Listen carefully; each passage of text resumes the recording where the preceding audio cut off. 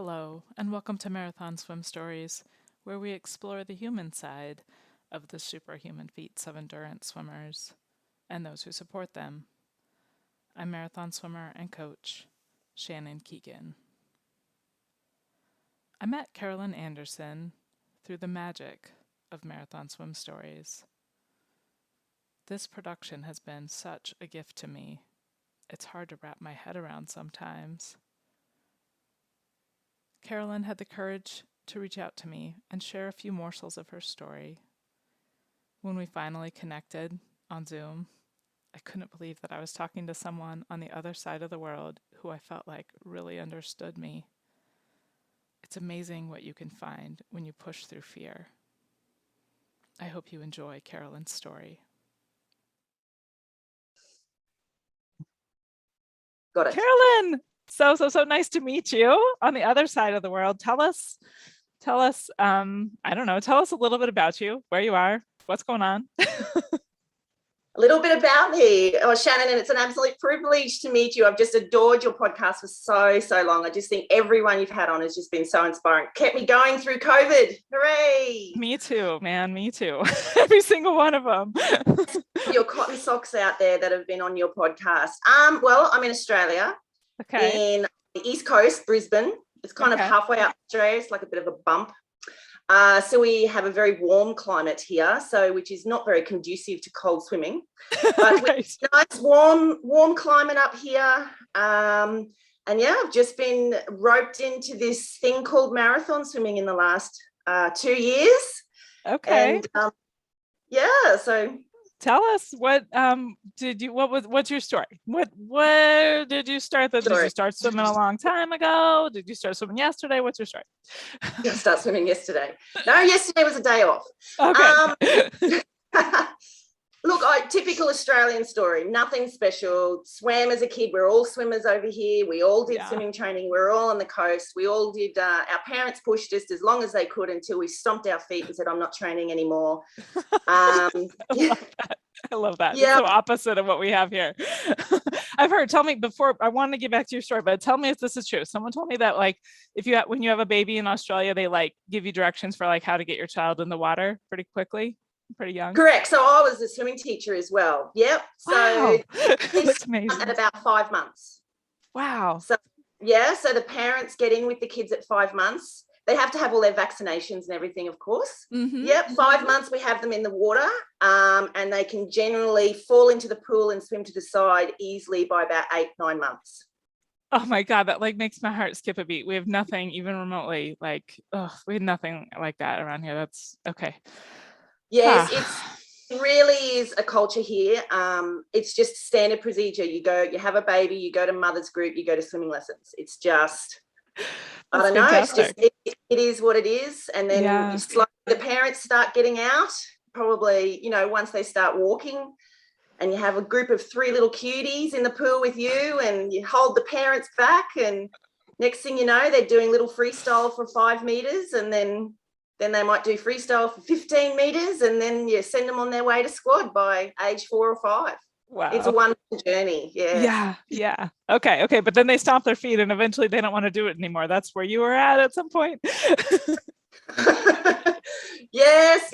So, my whole family, my whole family was swimmers until about, I'd say 11, 12, 13. We're all good swimmers, but nothing fancy. Once we got to the point where we had to start training, twice a day, and that's kind of where we stomped our feet and went, no. And my brother found sailing, and my sister found basketball, and I found a sport called netball. I don't know if you know a sport called netball. It's in Australia, UK. It's a real British thing. Think basketball, kind of, not really, but every netballer in the planet just cursed me. But it's context. Okay, yeah. I'll look that up. Yeah, netball. Yeah. So the thing with netball is when you get the ball, you have to stop. You're not allowed to dribble it like basketball. Okay. Yeah. And so I am very tall. I have a beautiful albatross swimming wingspan. Yes. And which can be a problem when I'm in squad because I whack a lot of people. And no one ever wants to be in my lane because they hit their wrists all the time. But I found this sport called netball, and I, had dreams of going a long way in netball, and I was actually quite good at netball. But in year 12, which is our final year of high school here, I snapped a cruciate ligament in my knee. Oh no! And that was the journey of 15 years of trying to play netball and snapping more ligaments, and trying to play netball and snapping more ligaments. Oh no! Yeah. So then I guess I met hubby, and we started traveling, and he's like, you've got to stop this trying to play netball and running thing. So he said, you used to be a really good swimmer. Why don't you go back to swimming?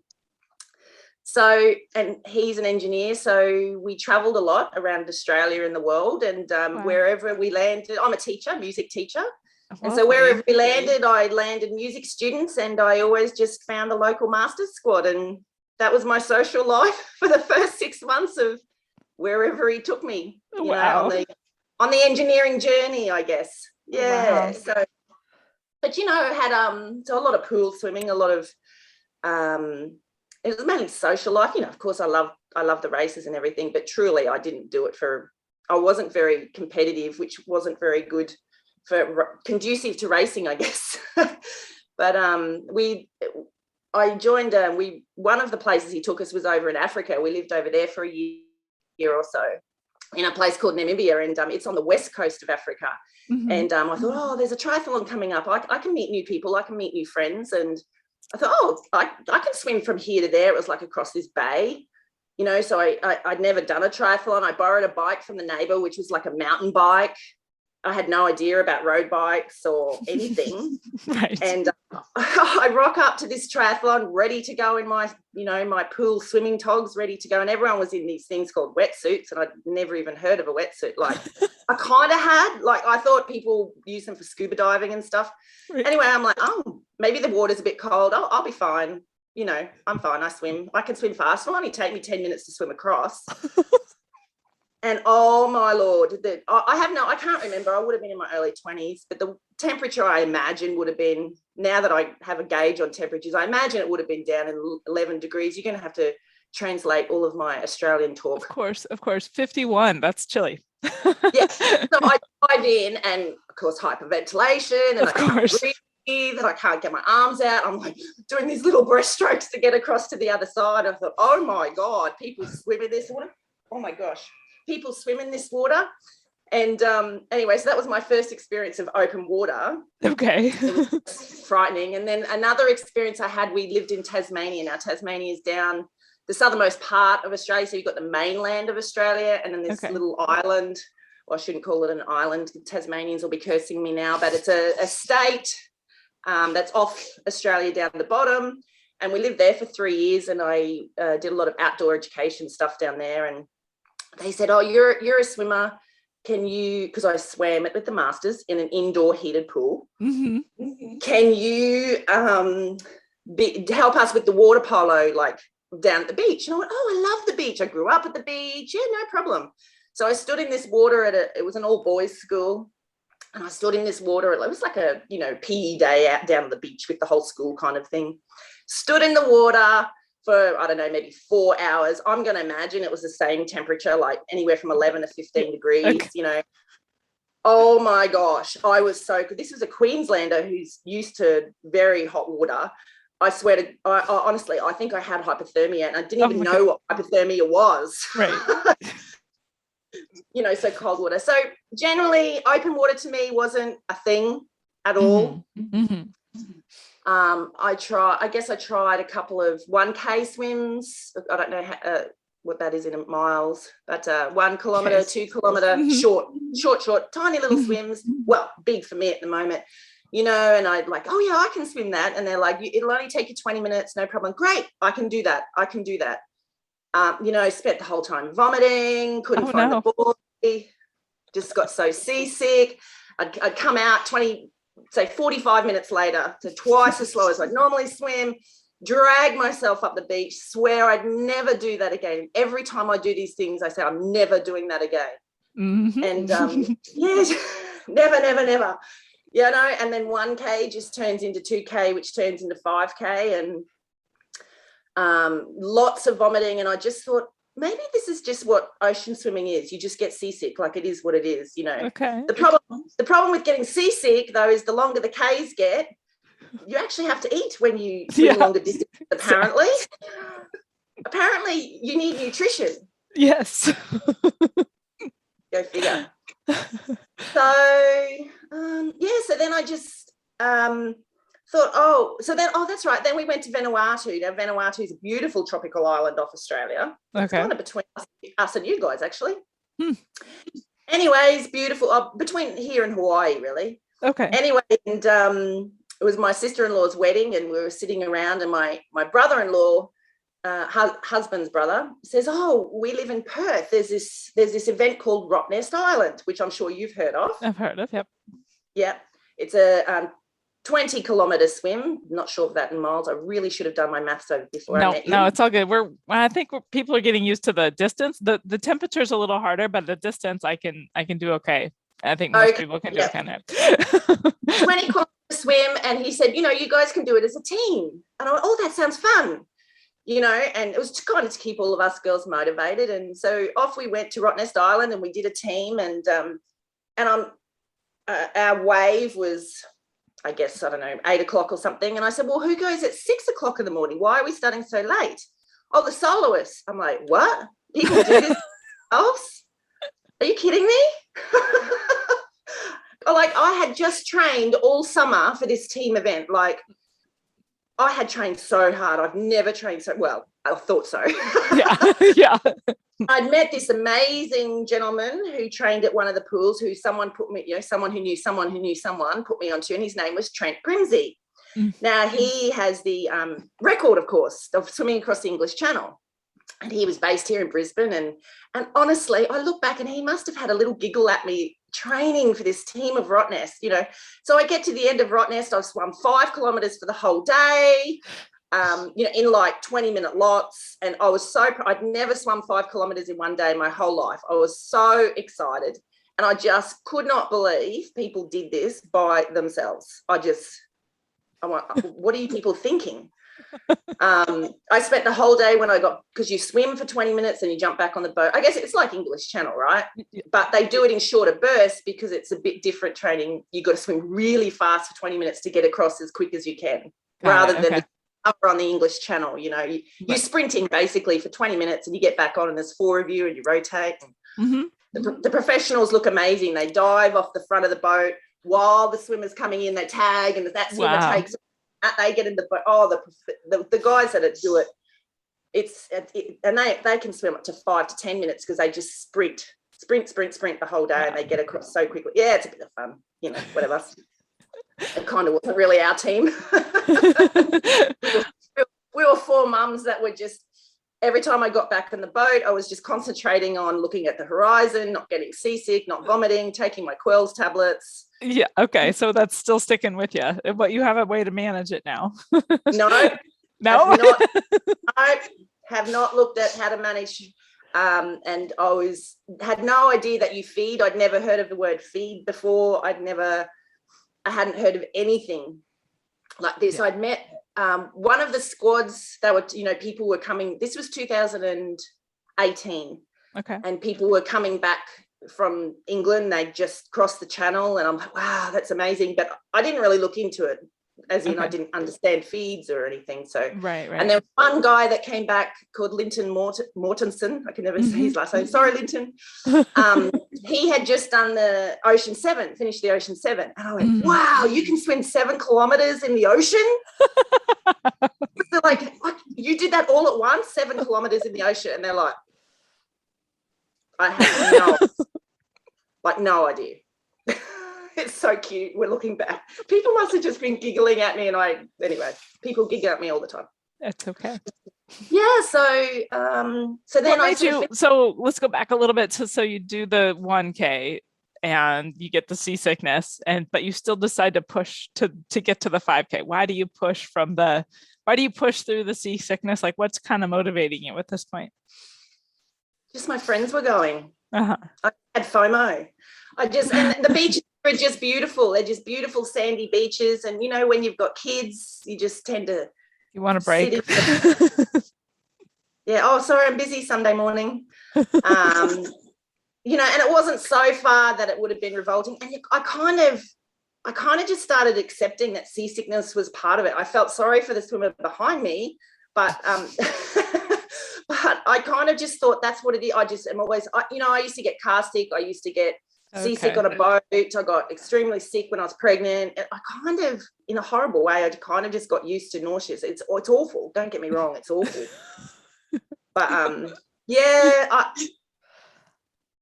so then I was just talking to Trent, and by this stage I kind of met a couple of people, and you know, that were kind of this ocean. I thought, well, I could try this ocean. So now that I'd seen Rottnest's team, I decided to do the solo on my own.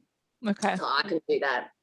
So and luckily I have family. They're on the west coast of Perth. We're on the east coast, so it's like a 6-hour flight. It's literally like going from east to west in America. Yeah. Yep. It's, you know, a big hike. So, but I'm lucky over there. I've got family with a boat, and they're amazing. Like, so yeah, I just trained over the summer and learnt. Someone put me onto a nutritionist, taught me how to feed, taught me like, they were amazing. They'd sent a lot of English Channel people over, so they were marathon swimming nutritionists, so they were amazing, and they sort of experimented a lot with me and got my gut really strong. I learned a lot about prebiotics versus probiotics. There's another web Zoom call. Yeah, that would be great. green banana flour, that's what I can recommend. Green banana flour. Okay. It's got lots of prebiotics in it. Google it. I know. Okay, I'll look it up. It's weird. Yeah, so I just trained over summer and was on a plan with actually with a different coach, because Trent moved towns. So I was with a different coach, and Toby, and he was amazing. And yeah, I just learned about feeding. I learned, you know, that we used to put you know, those pool, you sit in a pool and you put your wine and you can put drinks in it and it floats. Yes. Station thing. So a friend of ours would put an anchor on the bottom of one of those and put it at, you know, 100 meters out in the ocean, and we'd all put our feeds on it, and we'd swim 20 minutes that way and 20 minutes back and feed, and 20 and we do. And I don't know, just slowly built it up from 1 to 2 to 3 to 4 hours. And, you know, where we swim, we can see turtles and fish and lots of different things. And often you have to do a 10K qualifier for Rottnest. So I did a couple of 10Ks just to get confident, I guess. Mm-hmm. Oh, yeah, and totally. Yeah, you have to do it. I think it's like 4 hours 15 or something. Yeah, I'm always in the slowest wave. But I always make the cutoff times by plenty. Do you know what I mean? Like, there'd have to be something profusely going wrong, I guess, if you don't make the cutoff times. They're very generous with them. But one 10K qualifier I did, you know, I was swimming along in the water so clear, and it was just, you could see all the ripples in the bottom of the ocean, and you know, it's our happy place, you know, Shannon. It's our happy place, right? I want to be there. I want to go.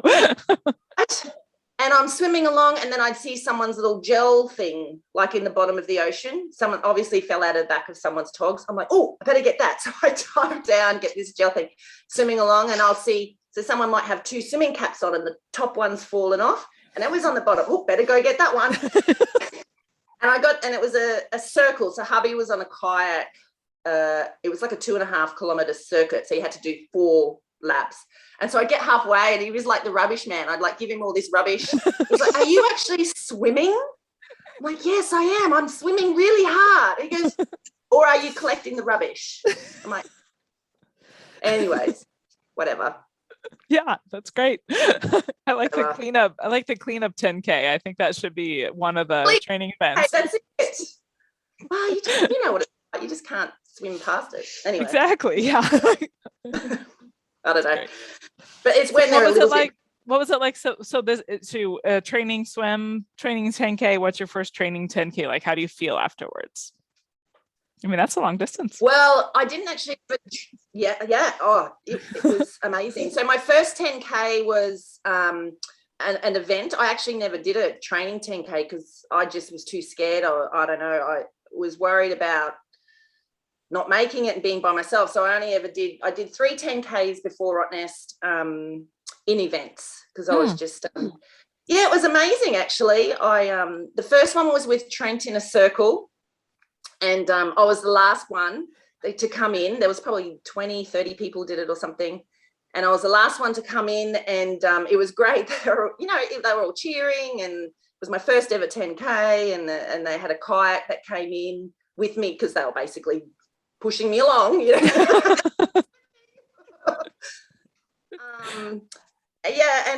it was amazing. And then I went across and I'd never actually swum 10K in a straight line. It was always in circles before I did Rottnest. So even just the thought of swimming 10Ks in a straight line, I mean, Rottnest is 20Ks, but the thought of swimming 10Ks in a straight line just blew my mind. I just, when I was standing on the start line of Rottnest, I just felt like I needed to vomit, and I was so nervous, and everyone else just looks like they know what they're doing.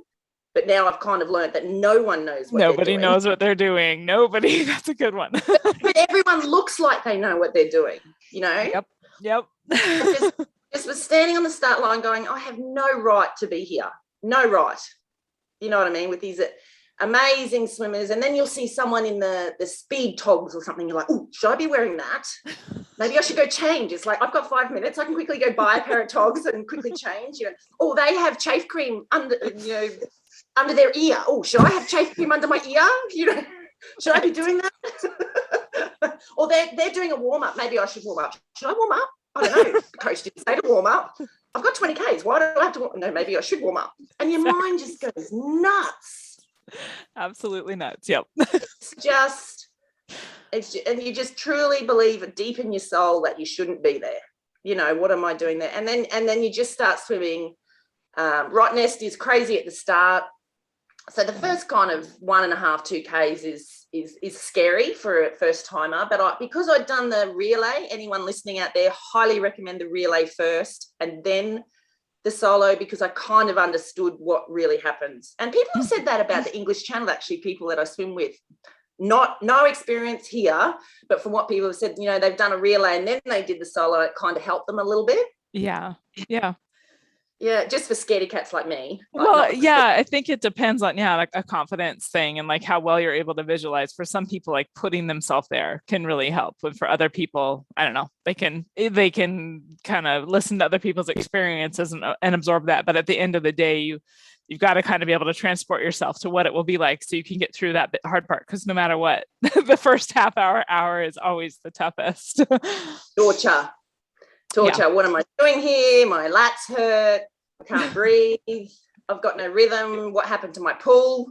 Yeah. I'm sure I could pull the water yesterday. Yeah, but once I found hubby on the kayak, you kind of swim for, I don't know, it's like 500 meters or whatever it is. I met hubby and he's just my rock. He's my kayaking rock. So once I met him, then I'd sort of learnt by then, you just let all control go and all I have to do is swim. Yeah.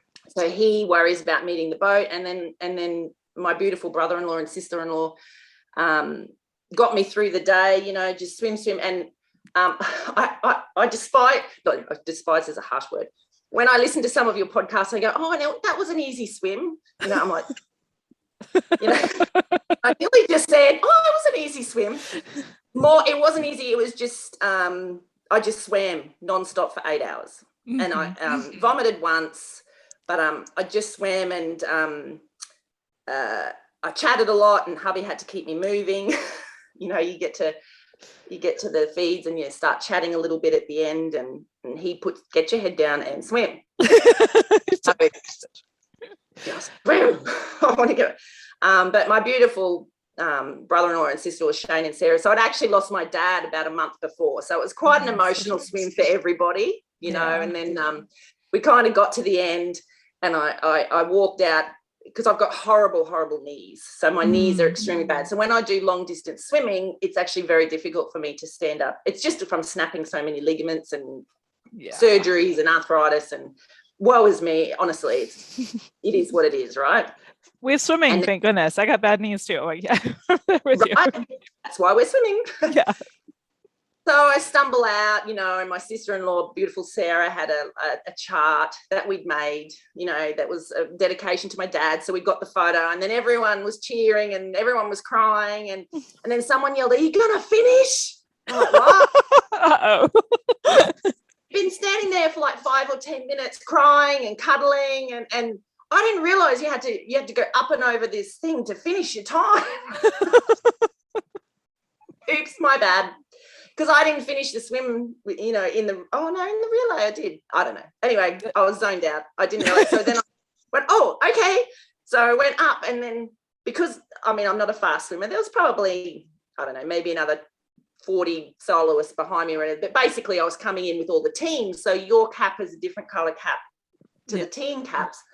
So they were like, oh, there's a soloist coming in, and I'm crying and I'm exhausted and I just, want champagne, and and this person comes up with a microphone. I'm like, no, wrong person. Anyway, it was an amazing day. Yeah. So that was the first 20K. So, but again, you have people on the podcast that have done amazing things, but I just, I sometimes wonder, is that feeling the same as, when you finish all your big swims? That's not an event, right? So so I guess I was curious about what it's like. So I went on to do a couple of other events like that, but I was curious about, what is it like to do this thing where you swim beside a boat with a light on you and no one else is around? That's what I haven't done, and that's my goal. All right. Yeah. So just going back to Rottnest really quick, what year was that you did Rottnest? So that was the solo I did in 2019, and then we got nailed. Obviously, the world got nailed with COVID in March. Yeah. So we obviously have been very fortunate here in Australia. Being an island, we've been able to, well, not me personally, but control the borders, and, compared to what the world has been going through, we've been living a pretty relatively normal life. A couple of the states have had some rotten times for months on end, but I'm in a state that pretty much we've been open the whole time. Oh, that's great. Yeah, we have these things, I don't know if you do in America, called snap lockdowns, where they'll have literally one case of COVID, and we all lock down for anywhere from 3 to 10 days, and we all just bunker down, and then it goes away, and then we start up again. Huh. We don't do that. So we've had a few of those, but it's much easier when you've got more space, less population. Yeah, we're an island. There's many factors that contribute to that. It's not just we're cool. Right. But I managed to, in 2020, we managed to go to another 20K event that was up at a beautiful tropical island, which no one wants to hear about because you guys are probably all in horrible lockdown. It depends where you are, yeah. Tell me. It was a lovely, we kind of didn't swim for 5 to 6 weeks. In the initial period, it was 5 to 6 weeks of lockdown, when it was all big and scary. And I'm a teacher, so it was all online teaching and no pools. And, if you live near the ocean, hooray. If you didn't, whoopsies. Lots of tether swimming. I actually never did that because it would just hurt my knees too much. So I just did not much, really. Not much. I did gym and blah, blah, blah, but I really didn't. I didn't do much at all. Just getting kids through homeschooling and having not enough Wi-Fi for everybody, basically. Right. So, but I went and did this. It's called Great Keppel Island. It's a beautiful tropical island, and a lot of us hadn't trained very much for it, but it's beautiful tidal assisted swim. Okay. So we all did. Oh, just beautiful. It's a new swim here in Queensland. Highly recommend it. You go around an island, so you go one. It's from what I was listening to. Was it Gia that did the Manhattan swim? Oh, I loved her story. And she was talking about, we went with the tide one way, then the tide the other way. I'm like, oh, that's Great Keppel, but on steroids, Yeah, so very title assisted. My beautiful girlfriend Claire, we were having a hot cup of tea halfway round, and our paddlers are just like, can you just swim? But we're having a cup of tea. We're having a cup of tea on our backs, looking at the beautiful Great Barrier Reef, but moving forwards. You know, we're talking on our backs. Oh, my goodness. That sounds amazing. And kind of exactly what you need after a lockdown, right? Yeah, everyone was the same. It was just, and it was mainly people from our state, because I do believe that the other states were still in a bit of strife. Our state isn't as populated as the other states, and we weren't getting as many international flights. You know, they were trying to get Australians home, and so we were very lucky to be here in Queensland. So yeah, so that was the second 20K, but I really don't know if that one counts, because I think I talked the whole way around, saw turtles, fish, you know, and you get to one side of the island, the tide changes, and then you noodle on back again. So there's to be some amount of confidence that you can get from that, though. I mean, I guess you could attribute it all to the tides, or you could say, I hadn't trained that much. I had the experience of having done this other 20K, and then I was able to do this other. I don't know. I feel like it still is. It's still, there's something to that, and you should take that experience. And you know, and the guy Val that organizes it is just so passionate about getting, you know, people swimming, and he's just so friendly and open, and it was you could do it as a ratified swim, you know, all the rules, but it was an event, but he didn't believe in having a winner. So there was no winners' trophies, nothing. So, and if you wanted to come up and use fins or be in a wetsuit or whatever, he's like, I don't care what you do. Basically, you had to nominate that you're not going to do that, obviously. Right. Which a lot of us did, but then a lot of people, you know, hadn't trained, and so it would have been too scary. So he was just like, right, well, if you want to use a pool buoy, don't care. If you want to hang on to the kayak and feed because you haven't swum or done anything, come on down, you know. So he's very open and it was amazing. You get to the end and everyone was just the same. Everyone did the 20K and no one cared how anyone did it. It was a really amazing atmosphere. It was good. And that's what we needed in August of 2020. Okay. And then let's see. I was going to ask about was there, going into Rottnest, or going back a little bit, was there anything, so you had a great coach, you were able to basically say, I want to do a 20K, coach is like, great, I'll put you on that program, was there, which is a really neat thing. I don't think that we don't really have that around, well, not here where I live for sure, but I think I know that, I live in a really rural area where there's not that much swimming. There's no one even where I live who actually wants to swim much longer than like a 10K ish. And that's okay. It's totally okay. I agree, but it just, I feel like the culture is in Australia, it's like, it's just so much more supportive, I don't know, of all of the water things, but nonetheless, was there anything that you kind of learned from that kind of training program that you felt like benefited you the most? You know what I mean? Like it during Rottnest, like that you were like, oh, I'm so glad we did that week of whatever. Or was there, is there like anything that you can attribute like your success in Rottnest to, like, I don't know. I think just the biggest thing was you're always in training, you're always going to have good day, bad day, good week, bad week, you know. Obviously that summer with my dad was quite emotional, and but even so, you know, sometimes I get in the water and I just felt awful. Like I just felt awful. I just had no pull, or my back was hurting because I still don't have much core strength. You know, I'm trying, Shannon. Keep after it.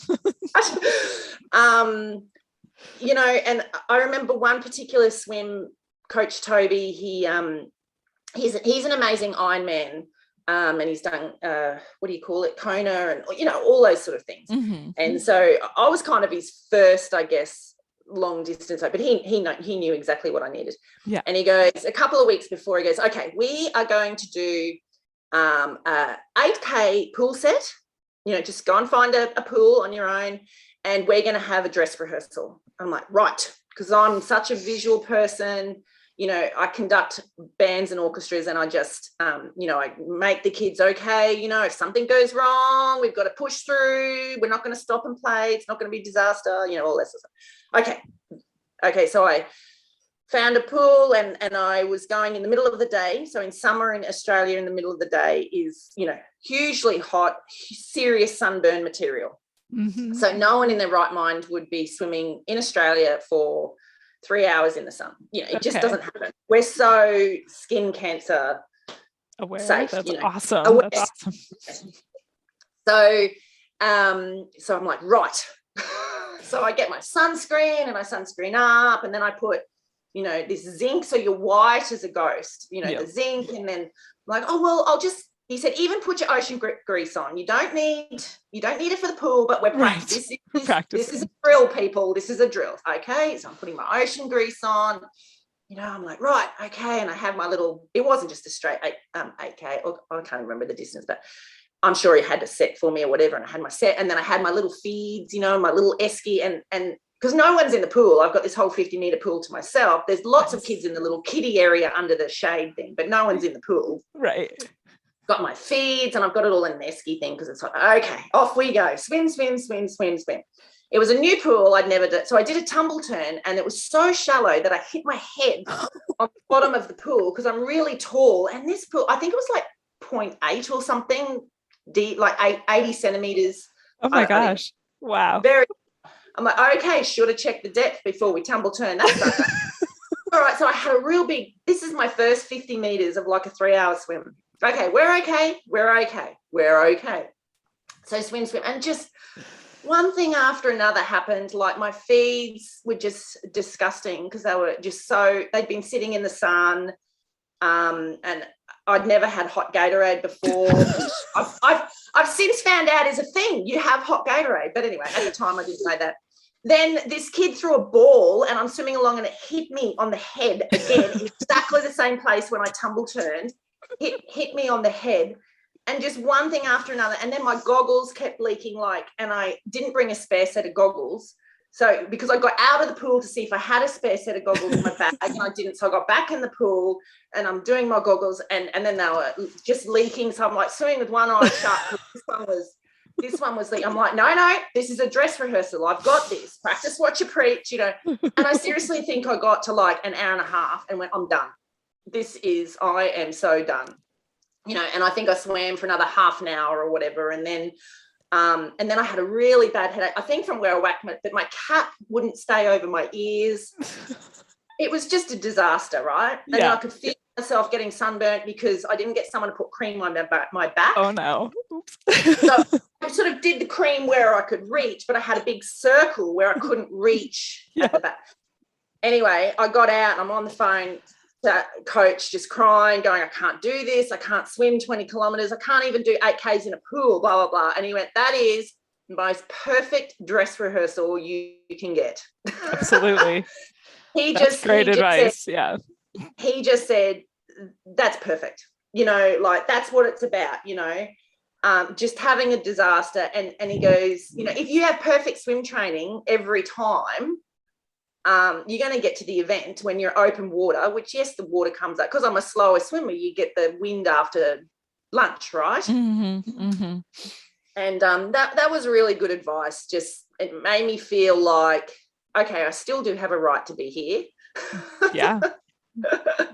it may not be pretty, but you know, I still have a bit of a right to be here. So that's probably the best advice. And, you know, sometimes I go to training after work, or I don't know, and I just did not feel the love, you know, at all with me in the water. You know, that we all love it when you're feeling good, but, you know, I might have had a couple of wines too many the night before, or I've not eaten well, or I'm stressed about teenagers, or whatever the story is, and you just have a terrible swim, and you just think that everybody else's training is just perfectly on track. Everyone's amazing, but you're the one that's can't even do 3K in a 25-meter pool without hurting your knees, you know, because there's too many tumble turns. You know, you just constantly double guessing yourself. And then someone just said to me, just keep turning up. Yep. Just turn up. Just even if you don't. So like he might say, okay, do 2K before squad and then do another 3K after squad. Okay, I can do that.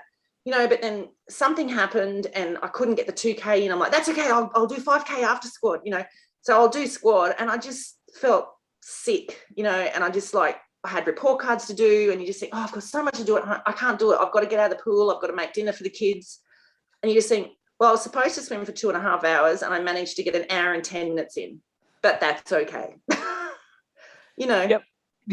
I talk with my clients a lot about, you make a plan, you put your best foot forward, and then you just keep going. You just keep going. It's like, and you roll with the bad, you roll the good with the bad. You get great days, you get bad days, you get days where you're like, I got to do 5 hours, and you don't. And then you go back the next day. Exactly right. And I try to get all my swims. I have learned in all of this, I try to get all my swims in early in the week.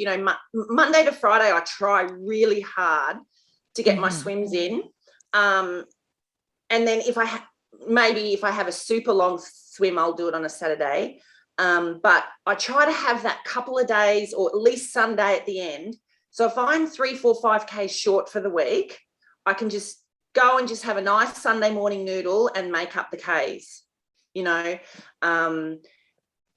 If something's happened, even yesterday I was talking to my friend Yuke. We were in the pool and we were desperate to have. I've got a friend who I train with who's visually impaired, so he literally just waits for me before squad. Then we do squad together, and then he waits for me after squad, and I get him out and blah blah blah. And I said to my other friend, he said, oh, how much have you got to do? And I said, oh, I've just got a 500 kick, easy. He goes, yeah, me too. Want to get out? Yeah, totally. Let's go for coffee. I love that. And he's like, yeah, I'll make up that 500 kick another day. Exactly. It happens. Look, I'm sure, if you up the ante, maybe it would change. I don't know, because I have no experience. Now I'm training for a big 34K. This is the biggest one, but and I am much more getting the Ks done in the week. Very much. I've changed. I'm on my third coach now. Because I had to move from a 25-meter pool to a 50-meter pool because my knees just weren't coping with all the tumble turns. Oh my goodness, yeah. Yeah, so I still train at the 25-meter pool to be social. I still love my group there, and I don't want to lose track. They're all triathletes, and I just adore them. But they all see each other at triathlons, of course. But I don't see them at triathlons. So I like to go to squad at least once a week and touch base and see my girlfriends. That's lovely. It's another thing, to be mid to late 40s. It's like I never would have thought I'd make new friends. You just think, okay, I've got my friends done, but just you just think, I'm setting my ways, I'm too busy, I don't have time for friends. But when you see someone at squad once a week, every Tuesday night after work when you're shattered, there's something special about two late 40-year-olds. How'd you go? How's your week? Yeah, good. You? Yeah, good. Do your warm up, get to the end, have a bit of a joke because you snuck in an extra 5-second rest and coach didn't notice. You get to the end and have a good week. Yeah, right. I see you next Tuesday night. Yep, good oak. But there's something special about making new friends. Yeah. At this age, I think there's lots of people. Yeah, and that's what I said. I just get FOMO. I just and you've got to put yourself out there. And sometimes I go and I just can't bring myself to swim, but I just turn up. I'm just, okay, just get in your togs, step 1. Get out the door, step 2. Yeah. So but I did Rottnest again. Oh, you did? Awesome. Year. Oh, tell us about it. I didn't make it the second time.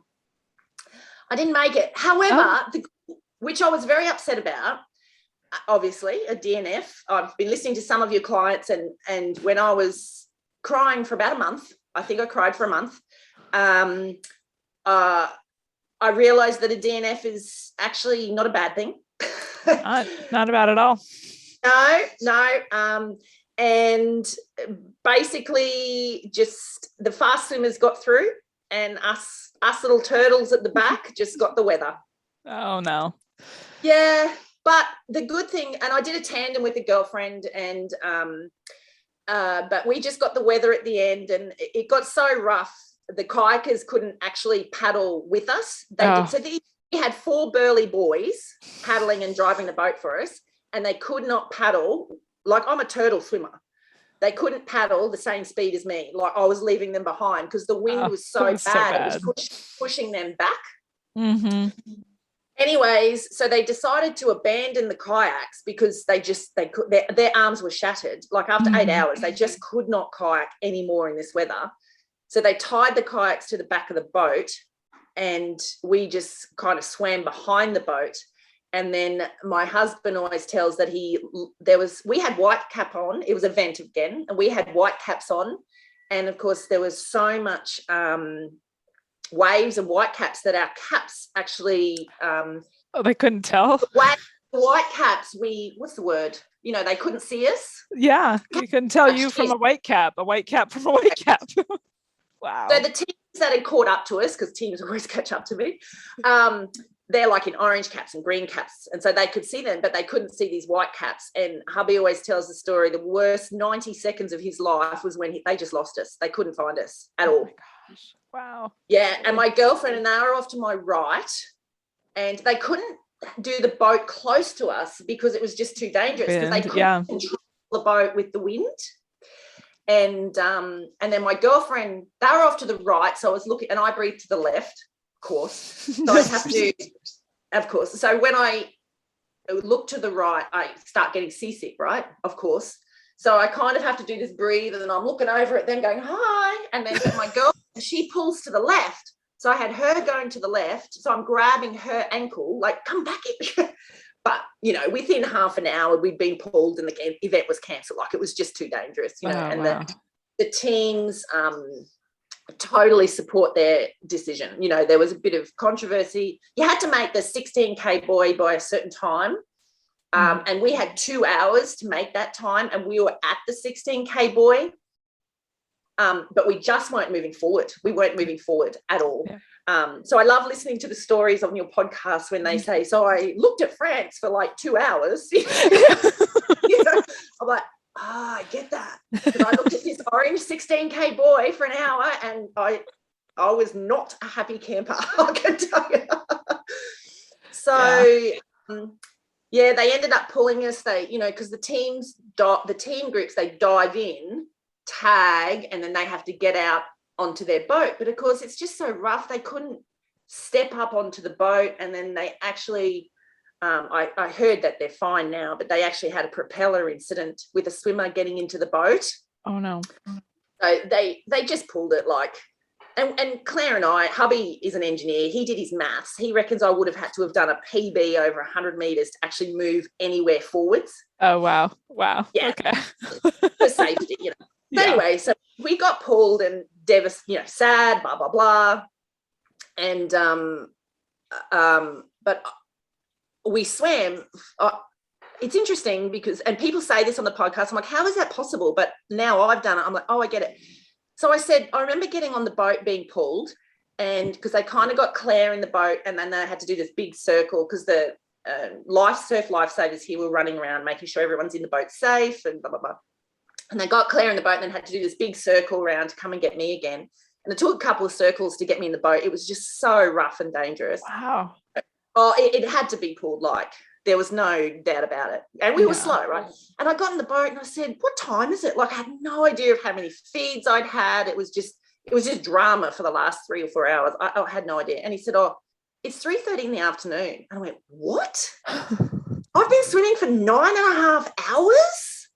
I couldn't believe it. I just could not believe it. And so that's when I kind of went, that's quite cool. Yeah, you said a 9.5 hour swim. So everyone says, oh, how did Rottnest go? I don't say I didn't finish. I say it was the longest I'd ever swum. There you go. That's awesome. That's fantastic. Yeah. Oh, I couldn't, when we got in the boat and hubby told me the time, I thought he was going to say like 12 or 1 o'clock. Yeah. You know, and I mean, I was so busy. I was vomiting and all of that. doing breaststroke and eating jelly beans and hanging onto my girlfriend's ankle and trying to find the boat. So you kind of lose track of time because you've got a bit going on, you know. Yeah. But and that was just a couple months ago. Yeah.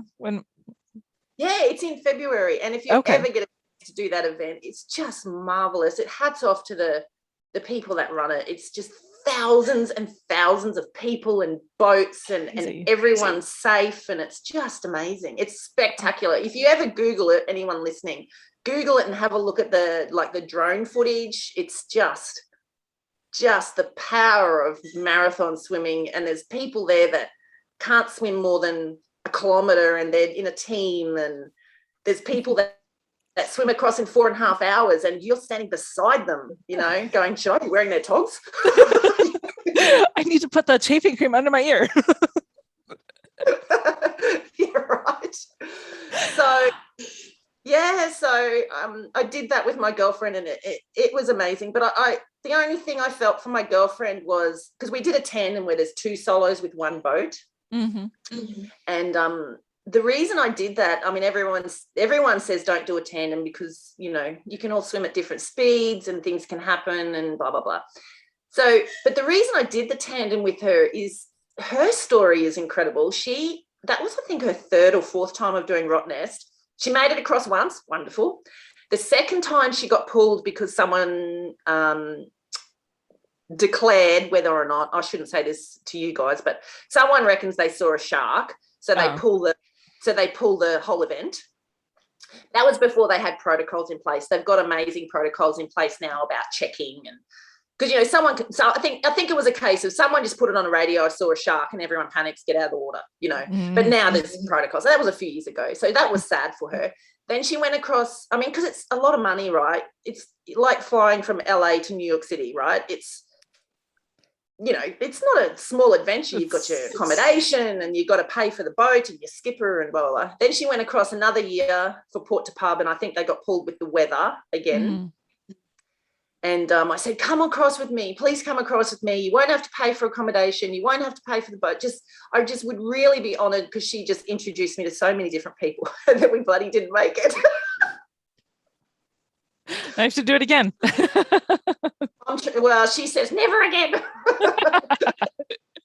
Bless her cotton socks, but I'll get her there one day. She's amazing. She'll kill me for saying this, but she's 62. She's 62, and her and I are just these turtles that swim along, and we just never stop. That's what you need to do to be a marathon swimmer. Okay, so you guys are coming up on spring right now, right? Or is it we're coming into summer? We're here into summer. Yeah. So we've lost our cold water. Not that we really have cold water here, but for me it's cold water. So we have a dam. I hear your dam is empty, your reservoir. Reservoir is really, it's tragic. But we've been getting a lot of rain, and we're supposed to have a good winter. So maybe next year will be better. We'll see. Yeah, hopefully you get that. We used to live in regional, and we went through the drought. And it's interesting. But anyway, we have a reservoir here, a dam. It's pretty much the only freshwater place around, and then we're saltwater. So you either have a saltwater swim or a freshwater, you know. Here's a question for you, controversial. Do you really swim lower in freshwater than saltwater? Lower temperature? Oh, lower buoyancy. Yeah, it's true, isn't it? It's true. Buoyant. Yeah, you're more buoyant in the saltwater. You can come out here to the Utah, to the Great Salt Lake, and it's even more buoyant than seawater. I'm going to play this back to my husband, who doesn't believe me. I can find some proof. No problem. Can you send me that research, please? It takes a lot to get used to this dam. So there's amazing. I cannot tell you the amount of amazing people I've met, and I hate to name people because then you'll miss someone. But there's these 2 amazing girls here, Anna Strawn and Brittany Parker, and they, you know, they've just done amazing swims around the world that I'd never even heard of, that I Google, and I'm like, where did you swim? You know, some lake in New Zealand or America, or anyways, Sharks and Cook Strait and yeah. Oh my god, that we water, right?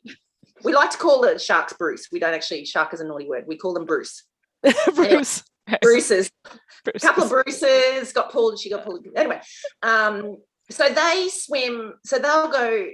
They hate the sun. Like the sun here is brutal. It's and we're just born with it. So they'll swim from like in the dam from like midnight till 8 o'clock in the morning. And I'm just like, you what?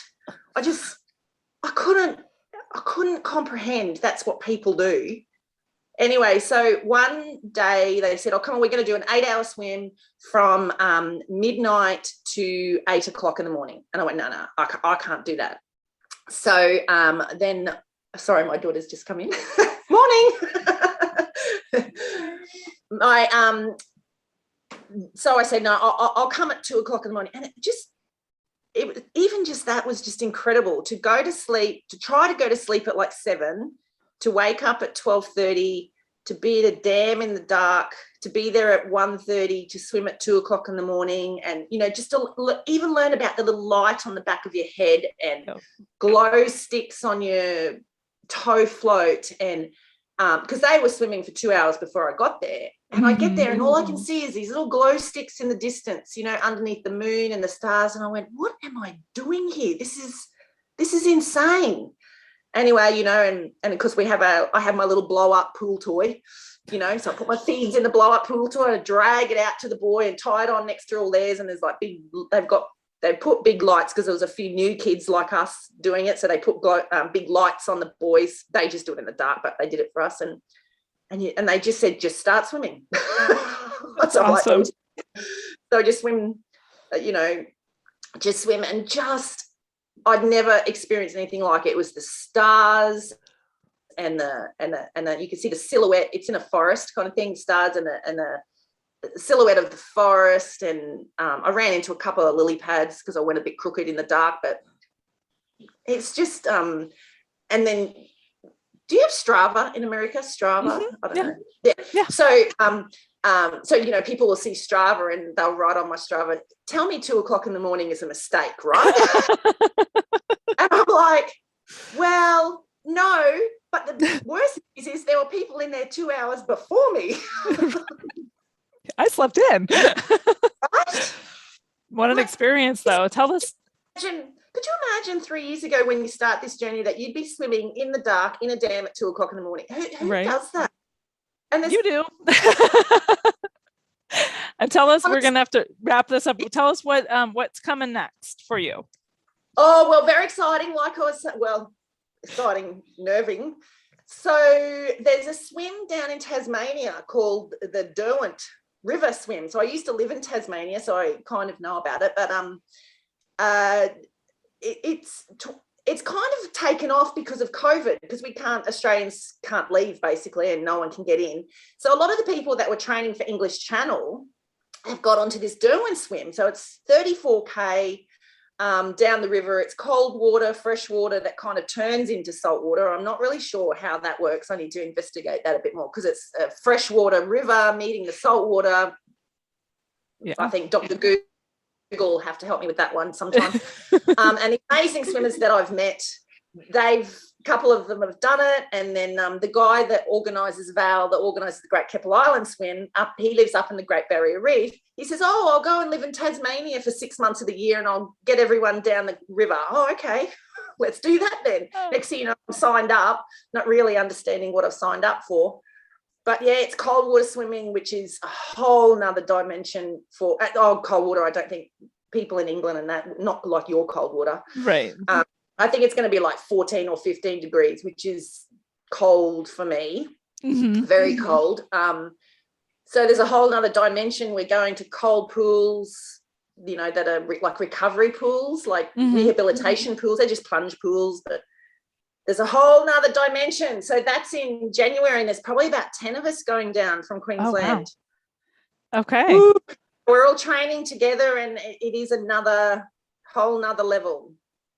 Okay, so that's what we're going to call it. We're going to call it a wrap on your story, and we're going to come back and check on how you're training for is it called Derwent River Swim? Is that right? Yeah, Derwent. Derwent River. It's in one of the top 13 toughest swims, but I don't like to look at that. Because I It's just a honestly, swim. I'm just a mum that started a few years ago that has been dragged by other people. Dragged, but I think you like it. It's my happy place. I'm very good at compartmentalizing. That's swimming. My daughter just woke up. That's parenting. And I've got to go to work in about 45 minutes. Okay. Thank you for sharing your story with us, Carolyn. You are amazing and inspiring. Don't underestimate what you're doing for people around the world, my darling. I hope you enjoyed today's interview. Do you want to take marathon swim stories with you? Subscribe on your favorite podcast provider. Want to connect with like-minded limit pushers? Join us for Marathon Swim Stories live on Tuesdays at 5:30 a.m. Pacific, 8:30 Eastern, 13:30 GMT. Thanks for watching.